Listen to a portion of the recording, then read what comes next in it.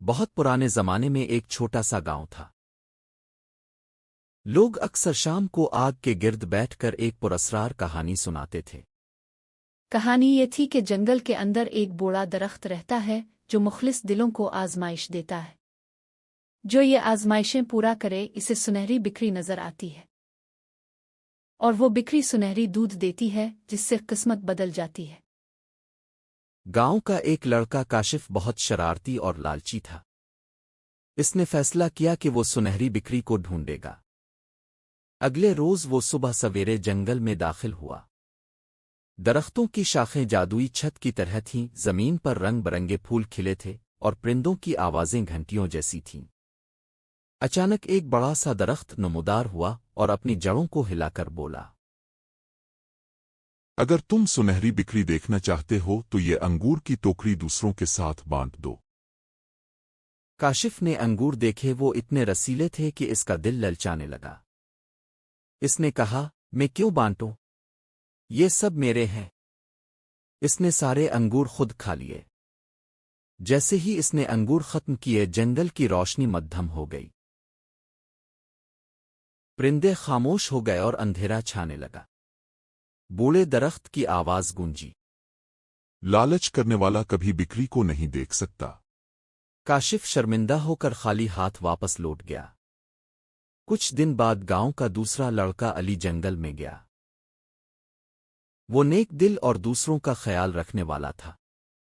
گاؤں کا ایک بزرگ اس کے پاس آیا اور کہا، بیٹا یاد رکھنا، اصل خزانہ دوسروں کے ساتھ خوشی بانٹنا ہے۔ علی نے بزرگ کی نصیحت دل میں بٹھا لی اور جنگل کی طرف روانہ ہوا۔ بوڑھا درخت نمودار ہوا اور بولا، پہلا امتحان یہ ہے کہ ندی کے پار جانا ہے، مگر راستے میں ایک پرندہ زخمی ہے۔ علی نے پرندے کو اٹھایا، اس کے پر صاف کیے اور اسے کنارے پر بٹھا دیا۔ پرندہ خوشی سے چہچہا کر اڑ گیا۔ ندی کا پانی فوراً پرسکون ہو گیا اور علی آسانی سے پار کر گیا۔ پرندہ دوبارہ آیا اور علی کے کندھے پر بیٹھ گیا۔ تم نے میری جان بچائی ہے، اب میں تمہارا ساتھی ہوں۔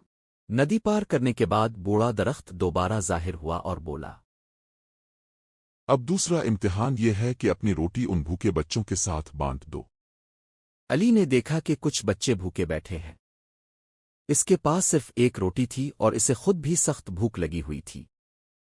پرندہ اس کے کان میں بولا، اگر تم یہ روٹی باندھ دو گے تو تمہاری بھوک تو رہے گی، مگر ان کے چہرے پر خوشی آئے گی۔ علی نے اپنی بھوک کو نظر انداز کیا اور روٹی بچوں کو دے دی۔ بچے خوشی سے ہنسنے لگے اور علی کا دل سکون سے بھر گیا۔ بوڑھا درخت تیسری بار ظاہر ہوا اور بولا، اب آخری امتحان یہ ہے کہ تم ایک غار میں جاؤ گے، اس غار میں موجود خزانے کو نہ چھونا۔ علی غار میں داخل ہوا۔ وہاں سونے کے ڈھیر لگے تھے، دیواریں چمک رہی تھیں اور خزانے کی روشنی آنکھوں کو خیرہ کر رہی تھی۔ پرندہ پھر بولا، یاد رکھو، اصل خزانہ دوسروں کے ساتھ خوشی بانٹنا ہے، یہ سونا نہیں۔ علی نے خزانے کو چھوڑ دیا اور آگے بڑھ گیا۔ اچانک روشنی پھیلی اور سنہری بکری اس کے سامنے آ گئی۔